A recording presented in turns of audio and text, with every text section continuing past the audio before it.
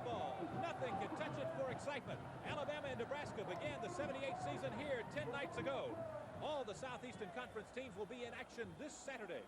This is Phil Snow inviting you to join us now as we size up the SEC based on what we learned by attending all of the Southeastern Conference practice fields on the SEC Skywriters Tour. Thanks, Phil. I don't think that's down cycle.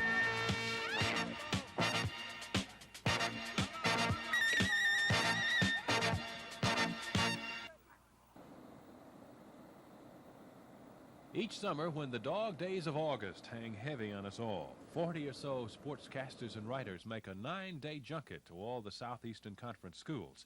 It's called the SEC Skywriters Tour. Each stop includes a news conference with the head coach, talks with several key players, and a practice session. Now, I'll admit that's no way to learn all there is to know about a football team. But combine that with what you've already read and what the writers from that area tell you, and with a little work and concentration, you can begin to get a feel of how things shape up in the conference. Tonight we'll share some of our opinions with you, some of what the coaches have to say, and what the Skywriters feel will be the order of finish when it's all over in early December. We'll make our first stop in just a moment.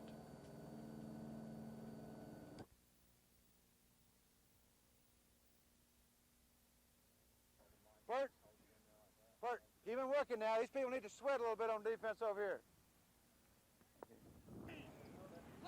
Johnny Majors, who led Pittsburgh to a national championship, is coaching even harder these days. His first-year team lost 7 times, setting a Tennessee record for losses. He's trying to put together a defensive unit that may have to play 2 5'9" defensive tackles.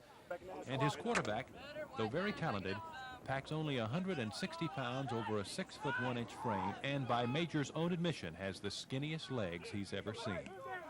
It's hard to see Jimmy Streeter running the option all season against those 235-pound linebackers. So again, Johnny Majors and the Tennessee Vols don't figure to manhandle anyone. But help is on the way. Tennessee had, by almost everyone's estimation, one of the top 5 recruiting efforts in the nation. They concentrated on big, strong linemen. Don't be surprised to see some freshmen in that defensive front early in the year. And don't feel sorry for the Vols. Help is on the way, and the fan support has never been stronger. They'll be back.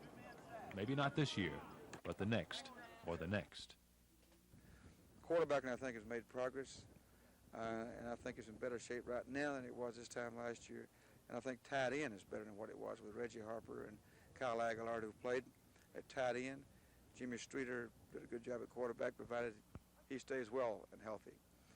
Defensively, I'm greatly concerned there in the kicking game both, because those are areas where you keep yourself in the ball game if you have competent kickers and a competent kicking game and good defense. We lost both kickers, which is a great loss to us, and we don't know who's going to be the kicker right now. Maybe one of the managers, but I hope not. And the defensive field, losing 7 starters from a very subpar defense last year is a great concern.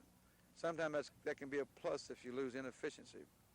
But this year, I don't know what we'll have defensively, and we're going to count on some young people to come to the front, because that is a great concern to me. I'm really concerned about our defense.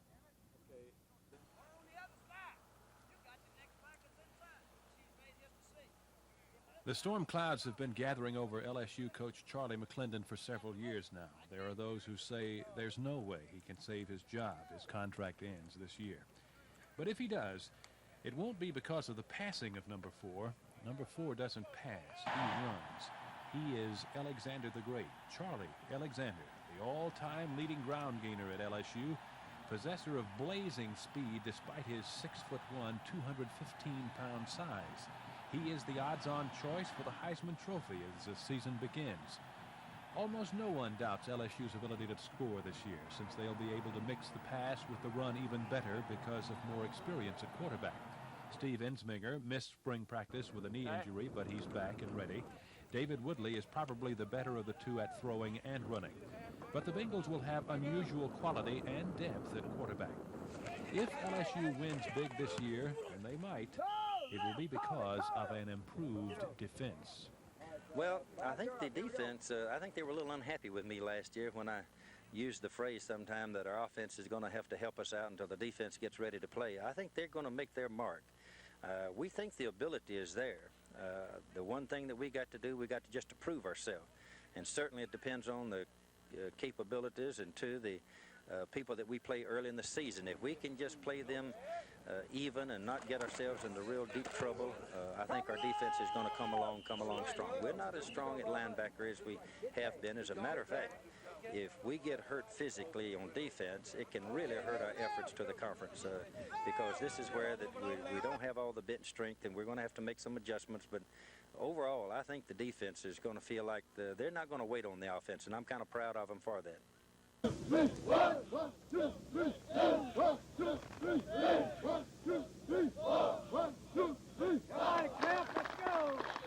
Vince Dooley is a very intelligent football coach. He's aware of the ebb and flow of talent. He knows Georgia can't win all the time. So he hopes to have his best teams in the years when his opponents are not so good. He frankly admits that this edition of the Georgia Bulldogs is a downer and that the opposition looks stronger than usual.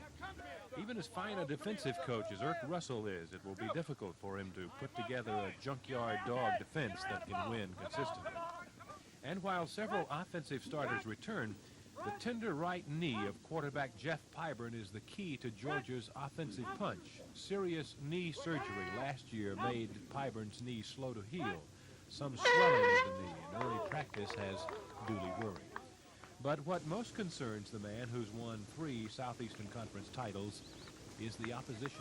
I think we're a year away from having the kind of competitive team that we want. The other thing that makes it difficult as we go in the down cycle of our team, I think most of our opponents are in the up cycle. Baylor has their best team, and Auburn is certainly on the up cycle, and Ole Miss is certainly there, and LSU has their best team, and Kentucky is good, and Tech has their best team. So it's a combination of us being young and then the teams that we're playing on our schedule this year being very old and mature.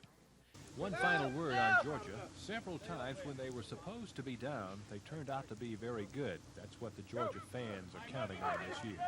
It could happen, but with their schedule, don't bet them.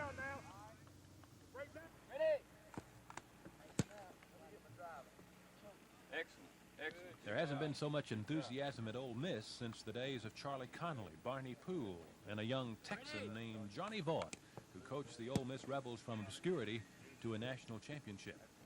Now another young man has come out of Texas by way of Tennessee and Alabama, and the Ole Miss alumni are already checking on hotel accommodations in New Orleans. His name is Steve Sloan, maybe the most charismatic young coach in the business right now. You can't find a living soul who dislikes him. Sloan has a way of winning with other people's recruits. He did it at Vanderbilt and at Texas Tech. He admits the talent he's found at Ole Miss is better than at those 2 previous stops. The Rebels were a good team last year. On certain days, they beat the national champion, Notre Dame, the only team to do that, and they blew several big leads. Sloan has been trying to build confidence and an ability to react well under adversity. He excels at the mental approach to the game, and perhaps that's why everyone is picking Ole Miss in the first division. Oh, I think it was all my friends that picked us that high. We were pretty good. We've had some problems, injuries and so forth in practice, and we weren't in good condition initially. That set us back somewhat. Our preparation, we're not near as far along as we would like to have been had we had the conditioning and the injury factor. Despite a very late start in recruiting, Sloan grabbed the most sought-after quarterback in the South, Steve Forcade. He's destined to take his place alongside some other great Ole Miss signal callers. And how does the league's only rookie coach rate the conference? Oh, I'd rate, I go along with everybody else, Alabama, because of their defense, their speed on offense, Rutledge at quarterback. And then I think, looking at film, it looked like to me Kentucky and LSU are the next 2. I think all the rest of the teams, you know, just kind of have to wait and see who escapes injuries, who improves during the season. And they all look pretty close.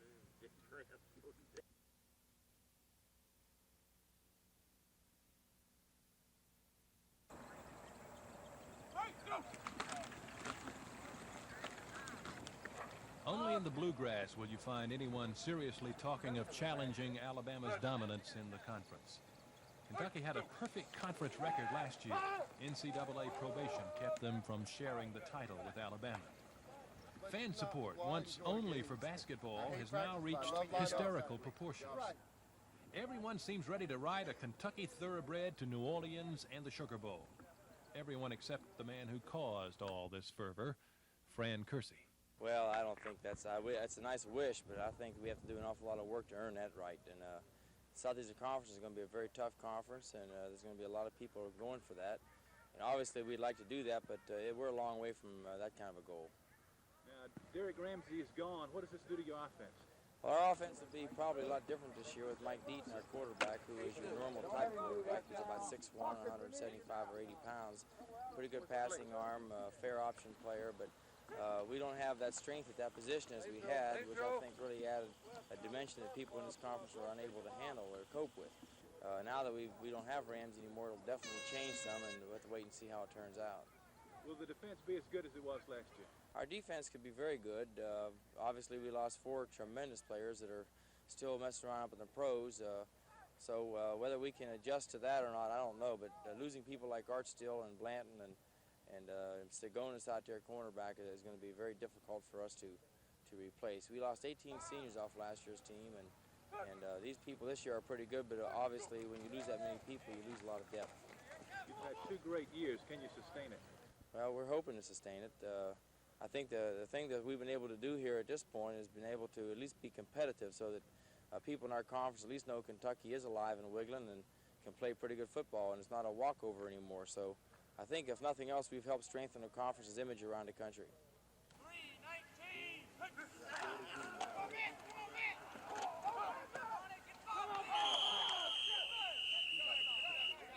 You get a feeling that everything bad that can happen to Mississippi State has already happened. A 2-year NCAA probation ended just before the Florida game last year. A late Florida rally cost the Bulldogs that game and any hope of a conference title. There's talk that several seniors with pro potential on the team last year became more worried about their future than State's toward the end of the season.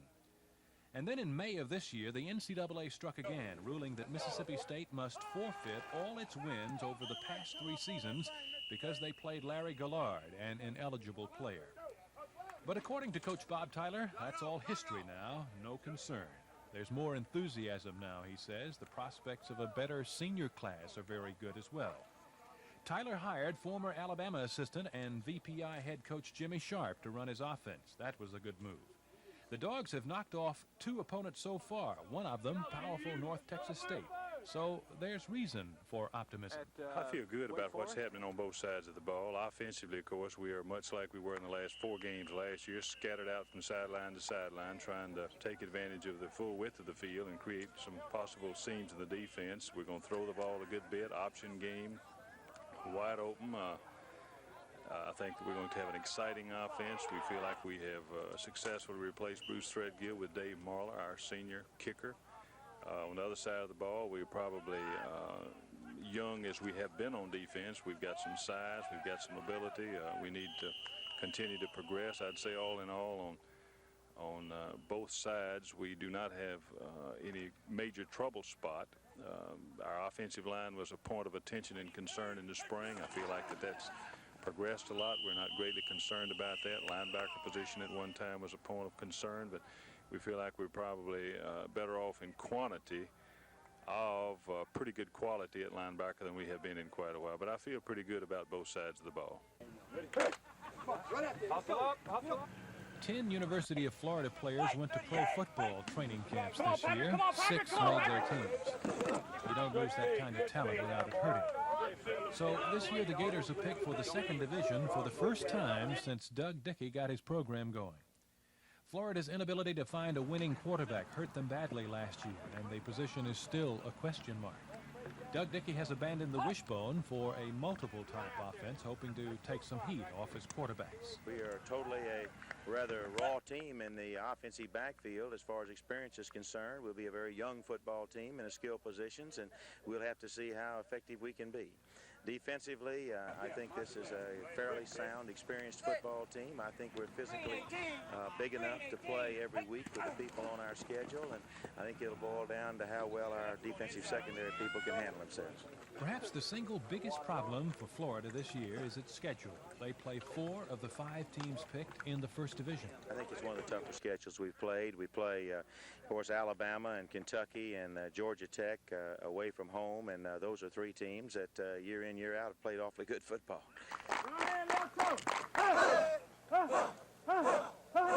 There is hope on the plain this year. The Tigers have endured 2 losing seasons under Doug Barfield, but all the while gaining, learning. You'll find battle-tested sophomores and juniors now, players who as freshmen were asked to play instead of observe on Saturdays. Auburn may have the league's fewest seniors, but its juniors and sophomores are mature beyond their years. The spring practice priority was to beef up P.W. Underwood's defensive unit, particularly up front. Too often the Tigers were beaten in the trenches last year. Giant sophomore Frank Warren, possessor of unlimited potential, has been moved from offense to the defensive front. Marshall Riley, the starting offensive guard as a freshman, has crossed over to nose guard to better use his great quickness. Incidentally, another sophomore, Marvin Williams, is waging a terrific battle with Riley for that position. Charles Wood, quick and very strong, has moved to defensive end from cornerback. Ken and Zach Hardy on the other side will give Auburn better containment on the flanks this year. Jerry Beasley has switched from offense to the defensive secondary and is neck and neck with Jeff Gray for a cornerback spot. With all-star linebacker Freddie Smith on the shelf for at least 3 games, Harris Rayburn will man his spot. The offensive line will be inexperienced, but there's quality there. Auburn's strength is in the backfield. Charlie Trotman has assumed the leadership role at quarterback that you hope for. And behind him are 3 of the finest in the land: James Brooks, Joe Cribbs, and William Andrews. Cribbs and Andrews are doubtful for the first game with muscle pulls. Therein could lie a problem. Injuries to key players could be the Achilles heel of Auburn.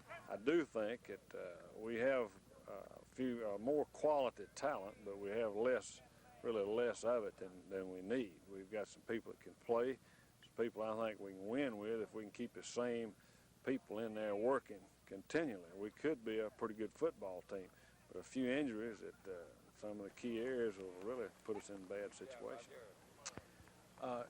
The schedule on paper, of course, things change down the season, but the schedule looks favorable to a lot of people. Well, I don't know who those people are and how they're looking at it, but it looks tough to us, starting with Kansas State. I don't think we've talked enough about Kansas State. I don't think people respect Kansas State enough. We respect everybody that would play. They're potentially a dangerous football team. Plus, we've got to play them on their home ground, and I think that adds a lot of spice to the situation. So we've got to get ready for Kansas State and Virginia Tech and Tennessee and right on down the line. I don't know, it's according to how strong we are. And nobody knows that yet, and not even we do. So I don't think we can evaluate our schedule till we know how strong we are. If we're not very good, it's going to look awful tough.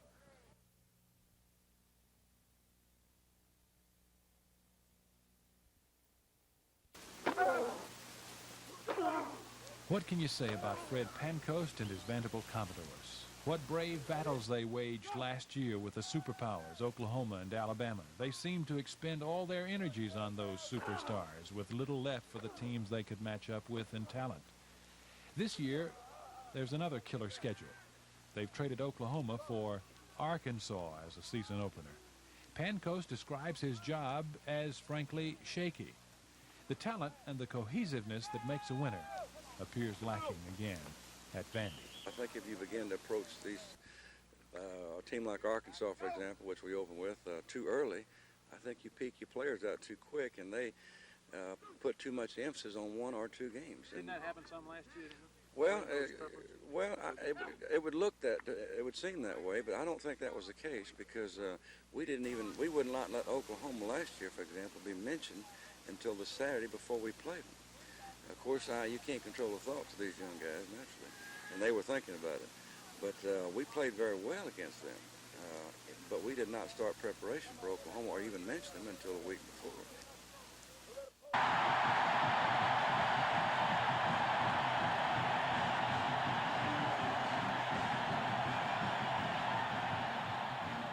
Alabama took the field against Nebraska, rated #1 in a majority of the preseason poll, including both wire services. When it was over that Saturday night, the Tide had enhanced its position at the top. Alabama seemed tentative at first.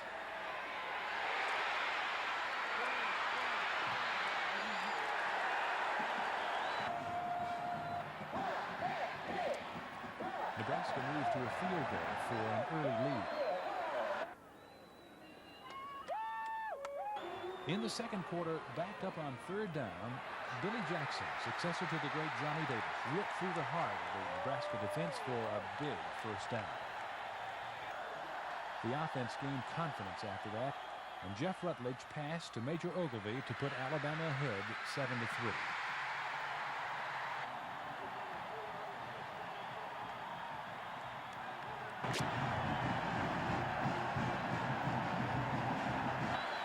The Tide defense grew stronger as the night wore on. The stats told some of the story. 110 yards on the ground for a potent Nebraska offense. Only 64 yards through the air. A great beginning for a defensive team that has an opportunity to be great. Does that mean have a chance to, without a lot of injury, to rank with some of the great Tide defense? Oh, I don't know, Phil. I think they went through. Yeah, I think they have a chance. But I don't know what will happen. We could have 2 or 3 injuries. Anything could happen. We got 10 tough ball games left, and I just hope they play better. And I think they really will. Our offense put 20 points on the board, but we really didn't execute all that well for normal for first game, I would say. And our line is young, as you know, and got to come off the ball a lot better, but they had the effort, and that's all you can ask of anyone. Do you anticipate having to play Jeff Rutledge that much the rest of the way? Well, I don't know. The other night I knew we was going to play him as long as we could, as long as he could go, and as long as he had a chance. I didn't know what would happen in the ball game, but I'd like to have 2 or 3 quarterbacks. Everybody would, but I think the man would be much more effective if he doesn't wear himself out, and I'm sure Jeff's coming in that category too. Coach, are there advantages to being ranked #1 this early in the year? Oh, Phil, I don't, whether the advantages or not, it doesn't mean anything this time of year. Of course, people are interested in it, and as long as the interest wire, I think it's good, but it doesn't mean anything. You're #1 I'd like to be close enough to, I don't want to do like Notre Dame. Well, I wouldn't mind doing that either, but jump 6 places in 2 games, that's pretty good, but not many people can do that. That's our show. We hope your team does well this year. This is Phil Snow thanking you for watching the SEC Preview.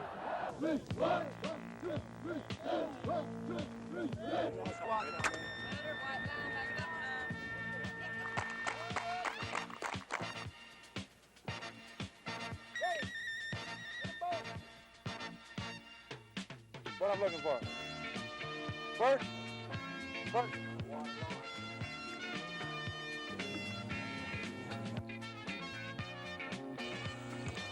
Hey, Joe.